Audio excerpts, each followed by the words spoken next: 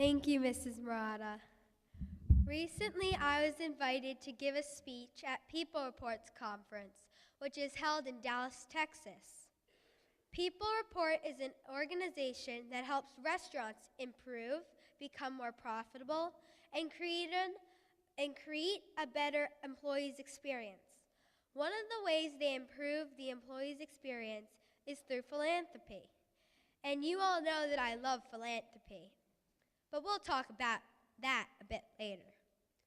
As part of the conference, they arranged for 75 of us to go work at the North Texas Food Bank. The North Texas Food Bank provides food to people in need, and we were put to work making backpack meals for kids so that they had food for the weekends. We worked in teams to put things like milk, flavored milk, juice, fruit, cereal, fruit bars, and fruit sticks into plastic bags that were then packaged, boxed up, and shipped out to needy children. I was shocked to learn that for most of the kids who got these backpack meals, this was all they had to eat to last them the whole weekend. Doing this work was fun, but it also helped me realize that I shouldn't waste food because other people need it more than I do. The experience also made me a little sad because I can't imagine having to sit through school and paying attention while being so hungry. Can you?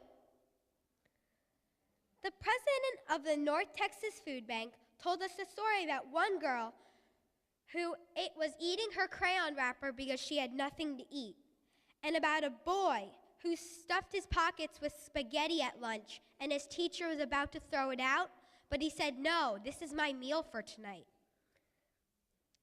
It made me realize how lucky we are to have all that we have, and it was something different than the work that I do at Alex's Lemonade Stand.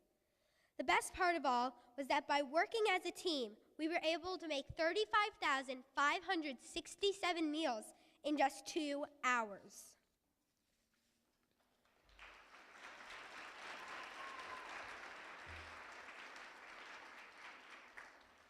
When it came time for my speech, I admit I was very nervous.